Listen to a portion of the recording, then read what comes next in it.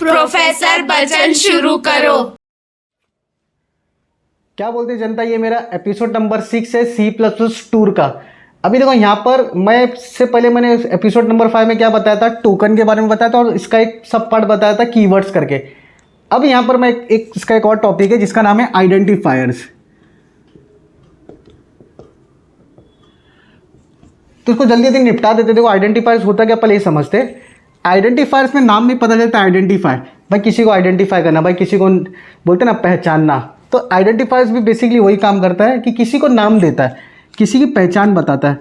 जैसा मिसाल ले लो, मैंने लिखा हूँ 10 + 5, तो आंसर आया 15। तो ये तो मुझे समझ में आ गया।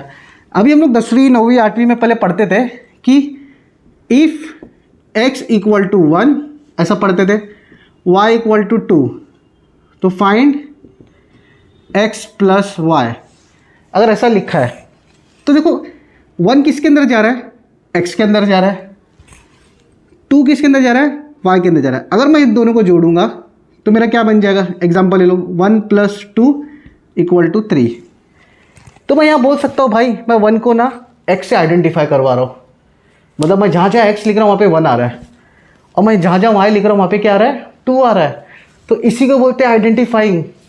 तो मैं किसी चीज़ को आइडेंटिफाई करवाऊंगा उसको बोलेंगे आइडेंटिफायर्स। बात समझ में आ गई। तो मेरे यहाँ पे कितने आइडेंटिफायर्स हो गए अभी, 1 2, सिंपल है। अब मान लो z = मैं लिखता x + y, तो क्या हो जाता था, 1 + 2 हो जाता। किसके अंदर जाता है वैल्यू, z में जाता। तो z भी क्या हो जाता मेरा आइडेंटिफायर। बात समझ में, आइडेंटिफायर किसको बोलते हैं। तो देखो C++ में ना एक टॉपिक है डेटा टाइप्स, मैं आगे चल के उसको समझाने ही वाला था। तो डेटा टाइप्स में जितने भी हम लोग वेरिएबल बनाएंगे, वेरिएबल क्या तो अभी आगे पता चलेगा, उसको बोलेंगे आइडेंटिफायर्स। एक क्लास होती है तो क्लास को भी क्या बोलेंगे, आइडेंटिफायर्स। क्लास कौन सी, फर्स्ट स्टैंडर्ड सेकंड स्टैंडर्ड, वैसी क्लास क्या, नहीं लाला। जितने भी क्लासेस C++, जितना भी कोड मैं C++ में लिखूंगा ना, समझ लो उसी क्लास में रहेगा और मेन मेथड में रहेगा, और कहीं रहेगा ही नहीं। तो किसी ने बोला सर ये क्लास क्या होती है करके। तो देखो अच्छा सुनो, मैं आपको ना क्लास भी बता देता हूँ क्या होती है। तो देखो एकदम ध्यान से सुनो। मान लो एक कॉलेज है या स्कूल है, बहुत सारे बच्चे बैठे, यहाँ बहुत सारे बच्चे बैठे। अब मान लो फर्स्ट स्टैंडर्ड की टीचर भी इधर ही खड़ी है, सेकंड की भी खड़ी है, 8 9 10 डॉट डॉट डॉट, बहुत सारे टीचर्स भी खड़े अपने अपने स्टैंडर्ड वाइज, अपने अपने लेक्चर वाइज। अब फर्स्ट स्टैंडर्ड की मान लो बच्ची यहाँ पे, इधर टीचर यहाँ पे पढ़ा रही है इन लोगों को। सेकंड स्टैंडर्ड की टीचर जो है ये इतने ये लेवल पे पढ़ा रही है। थर्ड स्टैंडर्ड की टीचर एक लेवल, मतलब एक क्लास, मतलब एक ही पूरे ऑडिटोरियम में पॉसिबल है क्या इतने टीचर को एक साथ पढ़ाना, इतने बच्चों को। अब पता चला कोई मराठी में जैसा कोई टीचर मराठी पढ़ा रही है, या कोई टीचर कोई बड़ा हाई लेवल प्रोग्रामिंग लैंग्वेज पढ़ा रही है, तो टीचर अगर किसी को अगर डांट दी चिल्ला दी तो सारे को डिस्ट्रैक्शन होगा कि नहीं होगा। अब पता चला 4 बेंच पीछे से हंस रही है। तो खुद इमेजिन करो जहाँ तुम पढ़ाई कर रहे हो, अगर वही कॉलेज या स्कूल वाले एक साथ 1000 बच्चों को बिठा के 15 टीचर बीच में छोड़ देंगे, तो आप तो नचा दोगे यार। समझ में आ रहा है। तो इसके लिए क्या कर दिमाग लगाया गया, पता नहीं भाई, काम कर भाई, हर एक की अलग अलग क्लास बना। क्या कर, हर एक की अलग अलग क्लास बना। कॉलेज वही है, स्कूल वही, लेकिन सबको डिवाइड कर रहा है कि नहीं। देखो 10 स्टैंडर्ड, 11 12 13 14, मतलब ये 15 ले लो, समझो फर्स्ट स्टैंडर्ड से लेके 15 तक ऐसा डॉट डॉट बहुत सारी क्लासेस है। अच्छा अभी कोई कॉमर्स वाला है तो कॉमर्स साइंस।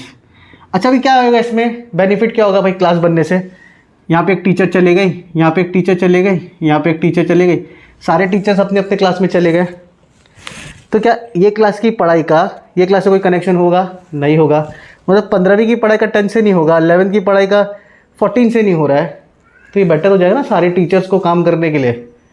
तो ऐसी C++ में भी क्लासेस होती है। क्लासेस बोलती है भाई जितना भी कोड लिखेगा मेरे अंदर लिख, ऊपर नीचे कुछ चीज़ें होती है जो लिख सकते हो, बट जितना भी कोड लिखने का एक एक क्लास के अंदर लिखने का, ताकि एक क्लास का कोड दूसरे क्लास में आके डिस्टर्ब ना करे और ये क्लास का कोड आके यहाँ डिस्टर्ब ना करे। सारे कनेक्शंस होते हैं क्लासेस के भी। आगे चल के पूरा उस कॉन्सेप्ट में सारा समझ में आएगा तुमको, क्लास क्या है, ऑब्जेक्ट क्या है। बस एक ब्रीफ ओवरव्यू लेके चलो कि भाई क्लास होना चाहिए और ज़रूर होना चाहिए। क्लास की कोई भी डेटा को एक्सेस करने के लिए उसका एक ऑब्जेक्ट लगेगा। ऑब्जेक्ट वगैरह क्या है क्लास के, सारा आगे समझा दूंगा। दूसरी चीज़, सबसे पहले आप मेन मेथड के अंदर क्या क्या लिखना चाहिए, क्या क्या नहीं लिखना चाहिए, वो स्ट्रक्चर में देख के समझ जाओ। डेटा टाइप्स, वेरिएबल्स, ये सारा क्या होता है आपको धीरे धीरे समझ में आ जाएगा। तो आइडेंटिफायर बेसिकली क्या होगा, क्लास का नाम। अब ये कौन सी क्लास का नाम समझ लो लिखा है, ये लिखा है 15 का है ना, ग्रेजुएशन का है, तो ग्रेजुएशन का TY बोलते हैं हम लोग, ग्रेजुएशन वाले को क्या बोलते हैं, TY बोलते हैं। इसको SY बोलेंगे, इसको FY बोलेंगे, ऐसा मतलब जो भी है, जो जो जैसा जैसा है, इसको 10, 12, 13 जो भी बोलेंगे। तो मान के चलो TY, FY, SY तीनों नाम है कि नहीं है, मैं बोल दूंगा भाई 15वीं के बच्चे मतलब TY के है, तो TY मेरा क्या हो जाएगा, आइडेंटिफायर। मैं बोलूँगा भाई 10 स्टैंडर्ड वाले SSC वाले स्टूडेंट है, SSC क्या हो जाएगा मेरा, आइडेंटिफायर। अभी कोई है SSC A, SSC B, SSC C, तो मैं बोलूँगा ये भी क्या आइडेंटिफायर है, ये भी आइडेंटिफायर है, ये भी आइडेंटिफायर है। बात समझ में, तो जितना नाम जाता है क्लास को वो आइडेंटिफायर बन जाता है। और दूसरी चीज़ ये जो वेरिएबल्स, ये ABCD में तो लेटर्स बोलते हैं ना, अल्फ़ाबेट बोलते हो, लेकिन ये अगर C+ में घुसेड़ दो तो इसको वेरिएबल्स बोला जाता है। तो देखो ये तुम्हारा Z क्या हो जाएगा, वेरिएबल, ये Y क्या हो जाएगा, वेरिएबल, ये X क्या हो जाएगा, वेरिएबल। तो जितना भी तुम वेरिएबल बनाओगे वो सारा क्या होगा, आइडेंटिफायर्स होगा। बात समझ में आ गई। तो अगर कंक्लूजन के हिसाब से बोल दो आइडेंटिफायर्स क्या है, तो भाई क्लास को नाम रखना या कोई वेरिएबल को नाम रखना या कोई भी ऐसी चीज़ बनाते हो जिसको नाम देना खुद से होता है उसको बोलते हैं आइडेंटिफायर। किसी की पहचान बनाना उसको बोलते हैं आइडेंटिफायर। बात समझ में आ गया। तो आइडेंटिफायर बस एक किसी को नाम देना होता है, वेरिएबल, क्लासेस वगैरह वो इतना ही है।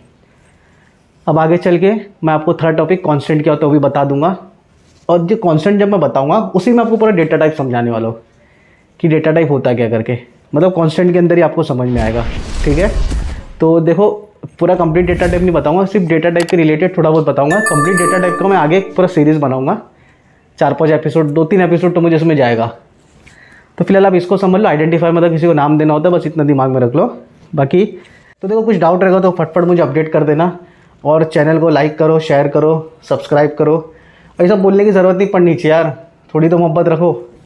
और कुछ भी रिलेटेड डाउट रहेगा तो इसमें कमेंट करो और बताओ अपने कि आप ज़िंदा हो करके, समझे। तो मैं मिलता हूँ नए वीडियो में और नए कंटेंट या डेटा के साथ। फटेक दिन इसी।